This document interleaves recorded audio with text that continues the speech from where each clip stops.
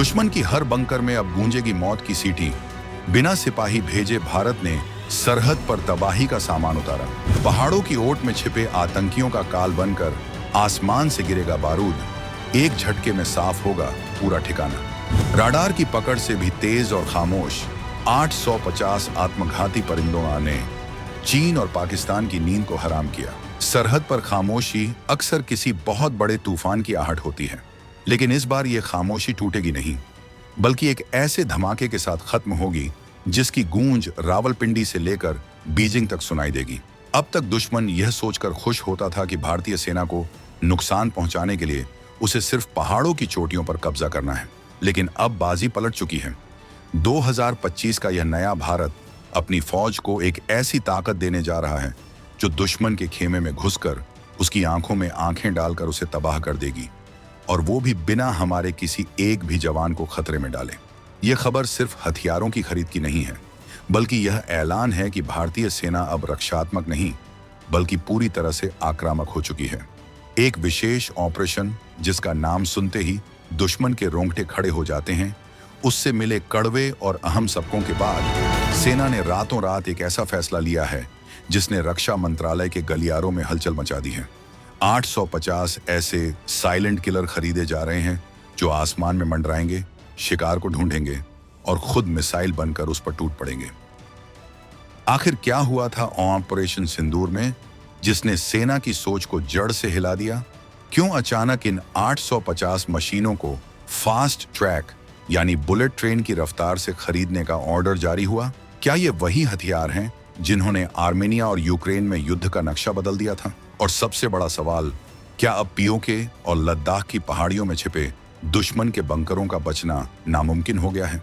इन सारे तीखे और रोंगटे खड़े कर देने वाले सवालों के जवाब हम आपको इस वीडियो में आगे देने वाले हैं, तो दिल थाम कर बैठिएगा, क्योंकि आज हम आपको भविष्य के युद्ध का वो चेहरा दिखाने वाले हैं जिसे देखकर आप गर्व से भर जाएंगे। हम आपको बताएंगे इस गेम चेंजिंग डील की पूरी कहानी, तो बने रहिएगा वीडियो पर अंत तक।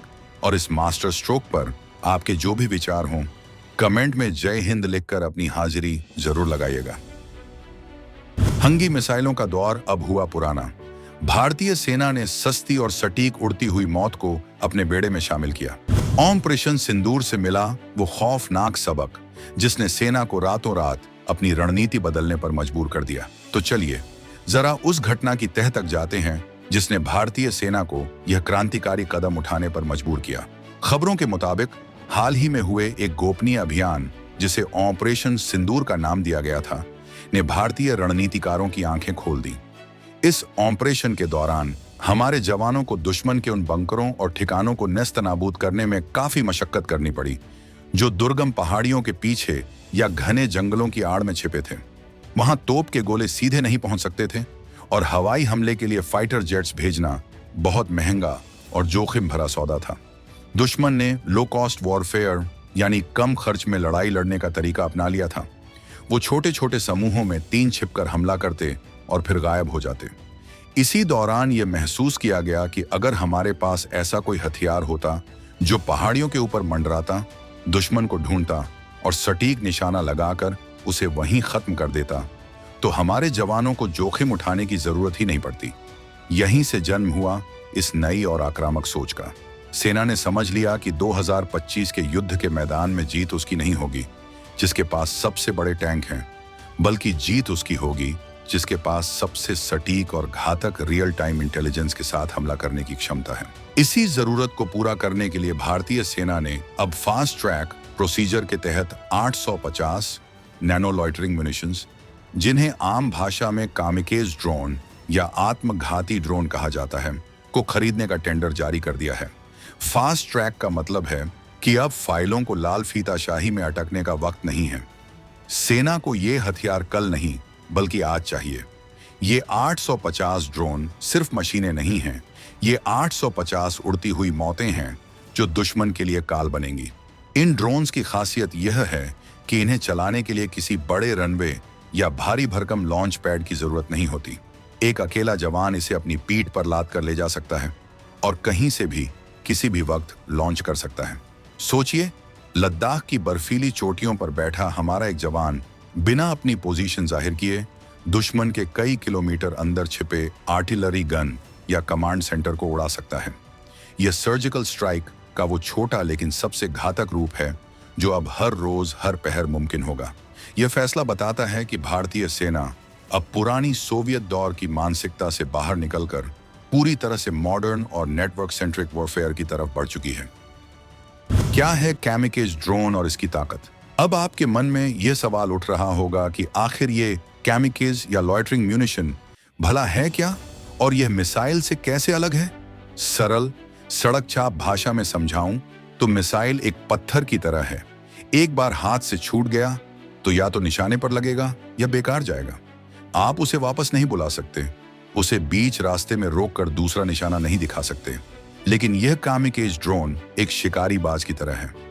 इसे लॉन्च करने के बाद यह आसमान में जाकर लॉयटर करता है, यानी मंडराता रहता है। इसमें लगे हाई डेफिनेशन कैमरे और थर्मल सेंसर नीचे जमीन पर रेंग रही चींटी तक को देख सकते हैं। इसका ऑपरेटर टैबलेट पर बैठकर लाइव वीडियो देखता रहता है। जैसे ही उसे अपना शिकार, चाहे वो दुश्मन का टैंक हो, रडार हो या बंकर में छिपा कोई आतंकी, दिखाई देता है, वो एक बटन दबाता है और यह ड्रोन बाज की तरह झपटकर उस टारगेट से जा टकराता है और फट जाता है। इसी आत्मघाती हमले की वजह से इसे कैमिकेज कहा जाता है। सबसे बड़ी बात, अगर मिशन के दौरान पता चले कि टारगेट वहां नहीं है या वहां कोई नागरिक मौजूद है, तो ऑपरेटर हमले को रोक सकता है और ड्रोन को वापस बुला सकता है या किसी और टारगेट पर भेज सकता है। यह सुविधा किसी मिसाइल या तोप के गोले में नहीं मिलती। इस टेंडर की जो डिटेल्स सामने आई हैं, वो और भी ज्यादा रोमांचक हैं। सेना को ऐसे ड्रोन चाहिए जो मैन पोर्टेबल हों, यानी जिसे एक जवान आसानी से उठा सके। इसका वजन बहुत कम होना चाहिए, लेकिन धमाका इतना जोरदार कि दुश्मन की बख्तरबंद गाड़ी के परखच्चे उड़ जाएं। इन 850 ड्रोन्स में एंटी पर्सनल और एंटी आर्मर दोनों तरह के वॉरहेड होने की उम्मीद है।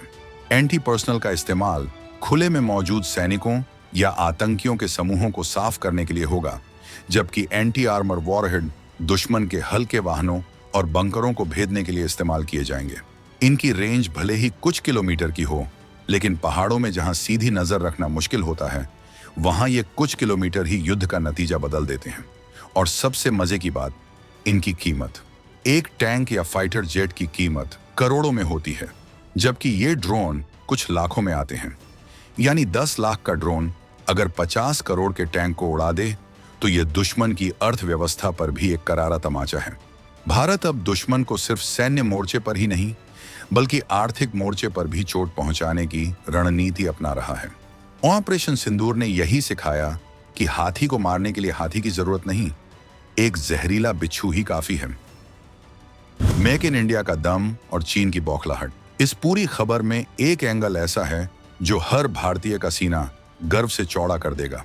वो ये कि इन 850 ड्रोन्स की खरीद के लिए सेना ने बाय इंडियन कैटेगरी का रास्ता चुना है। इसका मतलब साफ है, ये घातक हथियार इजराइल या अमेरिका से बनकर नहीं आएंगे, बल्कि भारत की अपनी धरती पर भारतीय कंपनियों द्वारा बनाए जाएंगे। ये प्रधानमंत्री के आत्मनिर्भर भारत अभियान का एक और बड़ा सबूत है। Tata, Adani defence, solar industries और कई नए स्टार्टअप्स जैसे न्यू स्पेस रिसर्च और आइडिया फोर्स इस रेस में सबसे आगे दौड़ रहे हैं। अब भारत दूसरे देशों का मुंह नहीं ताकेगा। जब युद्ध छिड़ेगा तो हथियार भी हमारे होंगे, बारूद भी हमारा होगा और जीत भी हमारी होगी। 2025 तक आते आते भारत का डिफेंस इकोसिस्टम इतना मजबूत हो चुका है कि हम अब दुनिया को ड्रोन बेचने की स्थिति में आ रहे हैं। सेना ने टेंडर में साफ कहा है कि हमें कम से कम 50% स्वदेशी कंटेंट चाहिए। यह कदम न सिर्फ हमारी सेना को मजबूत करेगा, बल्कि भारतीय इंडस्ट्री को भी एक नई उड़ान देगा। उधर सीमा पार चीन और पाकिस्तान की हालत पतली है। चीन ने सोचा था कि वह अपने संख्या बल और सस्ते ड्रोन्स के दम पर भारत को दबा लेगा, लेकिन भारत ने उसी की चाल को, उसी के हथियार से उससे बेहतर तरीके से जवाब देने की ठान ली है। चीन के लिए यह बहुत बुरी खबर है, क्योंकि लद्दाख के ऊंचे पहाड़ों पर जहां उसके भारी भरकम टैंक और तोपें सांस फूलने लगती हैं, वहां भारत के ये छोटे शिकारी उसे कहीं भी छिपने नहीं देंगे। पाकिस्तान के लिए तो यह किसी बुरे सपने से कम नहीं है। अब तक वे लॉन्च पैड्स पर आतंकियों को इकट्ठा करते थे और सोचते थे कि भारतीय सेना तोपखाने से गोलाबारी करेगी, जिसे वे बंकरों में छिपकर बचा लेंगे। लेकिन अब तो मौत सीधे खिड़की से अंदर घुसकर आएगी। इन ड्रोन्स की सटीक मारक क्षमता का मतलब है कि कोलेटरल डैमेज, आम नागरिकों का नुकसान लगभग शून्य होगा, जिससे भारत को अंतर्राष्ट्रीय स्तर पर भी कोई जवाबदेही नहीं देनी पड़ेगी। यह शुद्ध रूप से सैन्य ठिकानों का सर्जिकल सफाया होगा। तो दोस्तों, तस्वीर बिल्कुल साफ है। ऑपरेशन सिंदूर के सबक ने भारतीय सेना को और ज्यादा घातक और ज्यादा स्मार्ट बना दिया है। ये 850 कॉमिकेज ड्रोन सिर्फ शुरुआत है, एक झांकी है। जिस तरह से फास्ट ट्रैक मोड में यह खरीद हो रही है, वह बताता है कि खतरा बड़ा है और तैयारी उससे भी बड़ी है। भारतीय सेना अब इंतजार करने वाली सेना नहीं रही, वह प्रहार करने वाली सेना है। जो लोग 2025 के भारत को हल्के में लेने की गलती कर रहे हैं, वे शायद भूल रहे हैं कि यह देश अब अपनी सुरक्षा के लिए किसी भी हद तक जा सकता है। लेकिन रुकिए, बात यहीं खत्म नहीं होती। ड्रोन युद्ध की यह सिर्फ एक परत है। क्या आपको पता है कि इन छोटे ड्रोन्स के साथ साथ भारत एक ऐसे विशालकाय अनमैन्ड बॉम्बर पर भी काम कर रहा है, जो बिना पायलट के दुश्मन के हवाई क्षेत्र में घुसकर परमाणु हथियार गिराने की क्षमता रख सकता है? जी हां, डीआरडीओ की एक गुप्त लैब में प्रोजेक्ट घटक अपने अंतिम चरण में है।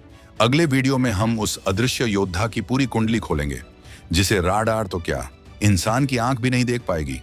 वो जानकारी आपके होश उड़ा देगी। तो उस धमाकेदार वीडियो को मिस न करने के लिए अभी चैनल को सब्सक्राइब करें और बेल आइकन को दबा दें। ये वीडियो आपको कैसा लगा और क्या भारत को ऐसे और 5000 ड्रोन खरीदने चाहिए? अपनी राय कमेंट्स में पूरी ताकत के साथ लिखें। मिलते हैं अगले वीडियो में। जय हिंद।